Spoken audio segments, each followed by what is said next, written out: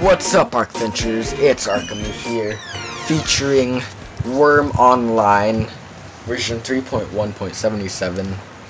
This game is absolutely, amazing in terms of crafting, building the whole world in general, and I'm lagging because this game makes me lag. I don't know why. I should look over here. So, what Wurm Online is basically, it is a sandbox game. You can do anything you want, It's similar to Minecraft. This whole world, literally this whole world, even this tutorial area I'm in, is made by players. It's all player made. Those boats are player made. That's player made. You can terraform in this game. If you don't know what that means, it means that you can dig through the ground and change it any shape you want to make mountains and hills and such. And right now, someone out there in one of the islands is terraforming at this very moment. So I'll shut up about building and stuff, and I'll get right to the game. The graphics don't make you want to orgasm, but this game doesn't focus on graphics. So at the start, you're here, you can see your feet, and let's go ahead and follow the trail. Movement is simple, WASD to move. There is no jump. Okay, so navigating the terrain, you will move slower when moving up higher terrain, and you will move faster. So there are actually, this is realistic in physics. You will move also movement on different terrains will make you slower. Dirt will make you slower. Tar will make you slower. This is gravel. Gravel is, I guess, a regular platform. This is a gate. It will open. Sometimes the animations will glitch and it won't seem like it opens. So there's actually a climbing button, so you can't just hack up this mountain or a steep hill. You have to toggle the climbing action. You could bind it to a key using the console, but I just like to press it. So yeah. When you're climbing, you don't use, or you can't regenerate stamina. Stamina is the green bar. The stamina and health are actually really weird. So we're gonna go climb this steep slope. When you lose less health, okay, so this is the interface. This game uses a lot of interface. So I have nothing in my inventory right now. But as I was saying, when you lose, as you lose health, the green bars will start to go down to red, and you won't be able to use as much stamina. So here we are in a room. We can examine objects, highlight any object in here, and you can examine it, and it'll tell you what it is at the bottom. Then you right click and say, what's this? It will tell you. It's basically a Wikipedia for you. It'll tell you how to make it and such.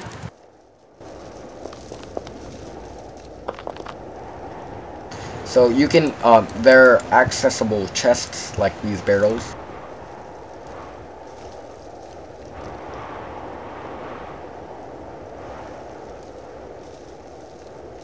So we got a useful item called a compass. It will, you have to stop moving in order for it to function properly. Okay, so now we have flint and steel. How that works is, where's the candle? Oh, there. You double click it, you right click the lamp, then you click light. And boom, it's lit. Usually when you're lighting a forge or something, there's a bar right here, and it's basically your loading bar telling you how long it will last. And your thirst bar is the blue one. You can drink water using the well. Open. Right click the water, then click drink. There's your loading bar. Now you're fully replenished, I should say. Okay, so here's the health bar. That's how much damage you've been taking. If you have almost half damage taken, you can't use as much stamina. This bar, it's not supposed to be red, but that's your food. So yeah, we're gonna go ahead and not take any of this. I'm gonna go outside the door. This is a man. This is an NPC. He will provide you with food. Right click him, ask for refreshment. He dances, feeds me some steak and water. That's nice. You can read the signs by just simply placing your cursor over the sign thing. And this game uses a lot of right clicking, a lot of left clicking.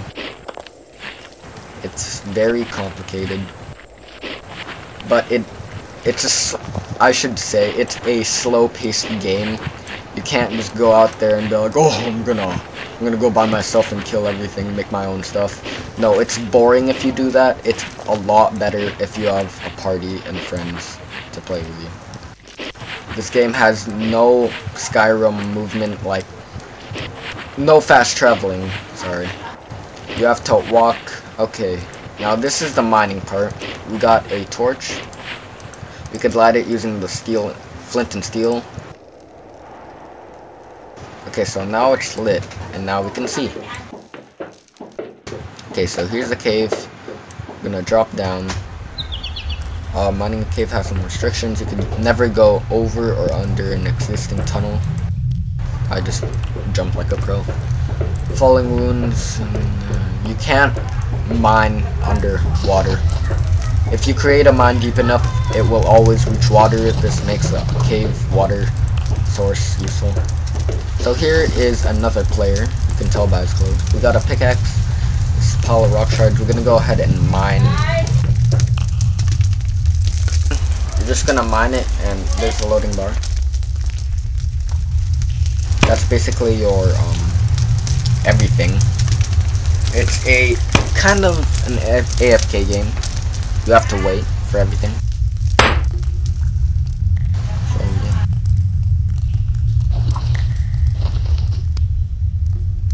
Okay, so as you can see at the bottom left corner, you can see my stamina going down whenever I mine, and there's. But see, it goes down, and the more it goes down, the longer it's gonna take to actually mine the rock. And I stop animation mining. Okay, there.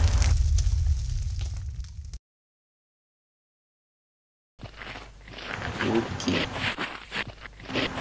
And so now where are we heading? We're heading over here.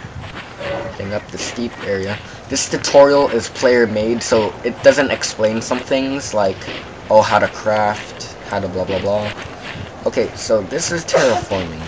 This is where you can, like, do things. Okay, so you have a shovel here, and you see this dirt. It's not gravel, so we're gonna go ahead and pack it. And what packing does is it makes it into gravel, if I'm not mistaken. See, you can see it's brown. And never mind, it just makes it into packed dirt, which makes you not slow, I guess. So let's continue forward. Okay, terraforming the world. This is how people build stuff. And again, remember, this whole area, this whole world is all player made. All the streets are player made.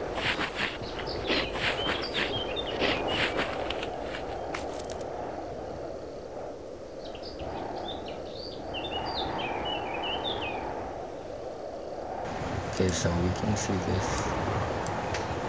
Okay.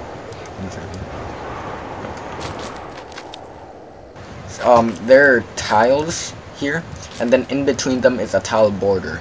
That's where you can place fences and skinnier things like that.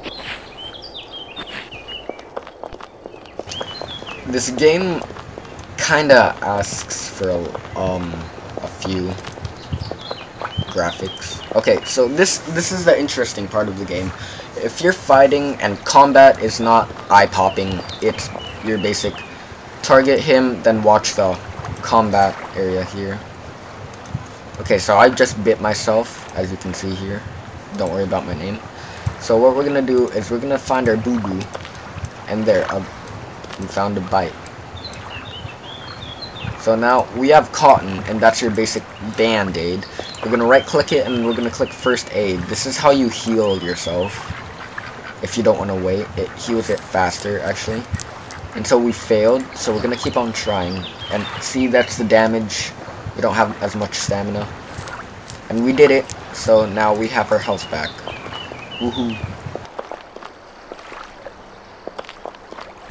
Alright. Now, I do believe this is the end of the tutorial. Again, not that much. It doesn't explain how to actually equip your items and all that crap. It took me a while to figure out how to equip my items. I thought, oh, should I right click them? No, this is why you have your body and your torso and things like that. Actually, you have to drag them to where they belong, which is actually a nice way to do that, because when you're in the middle of a fight, you can't just right click and then automatically equip.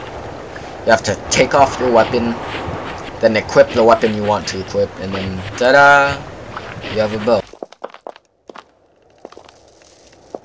Okay, now this is the part where I show you how to equip your items, and then that's it for my Wurm gameplay. So we have a short sword, a tool belt, a backpack, a shield. First we're going to equip the short sword in our right hand. Now I thought that was the same you do with the shield, but no, you actually equip it on the arm, which actually makes sense. Now we have that, we could equip the backpack, but first we're going to put some useless stuff into the backpack, like a bowl, flint and steel, or a compass. And we're going to go ahead and equip that on our torso. Next we're going to go to the legs and equip our tool belt there. And and see, it actually shows what we have on. And yes, you're gonna, once you enter a world, you will get a mirror, and it will allow you to customize your character. Now, the Freedom Stones is PvP, or the Freedom Owls. No, Epic is PvP. Freedom is non-PvP. This is where you can, this is more noob friendly. If you wish to join me in my adventures on Archemy, you cannot add me from like here. You actually have to be next to me and add me. It's a non-PvP environment for premium and free-to-play accounts. You can steal things if you are not in a, what should I call it? Deed. A deed is a place where you can, someone owns land and no one can steal from you. So that's pretty much it. If you guys wish to try out more of the game, like crafting, combat, things like that, you should go give it a download. Not too long, probably takes like 10-20 minutes at the most, probably 30 minutes. I don't know. But it is a nice game if you like sandbox games. If you like RuneScape, you're gonna like this game. Don't yell at me, Wurm players, for saying that. But yeah, the graphics aren't all that. So it's the crafting and building that counts. This is a player-made wall. You actually have to get planks. It takes 40 planks to make one wall, and you have to do that. So yeah, it's time, it's patience, but it pays off. So thank you guys for watching. If you wanna try this game out yourselves, feel free. The link is in the description. I'm lagging. That's not a nice way to end it, but yeah. Thank you guys for watching. I love you. Make sure to comment, rate, subscribe. Peace out.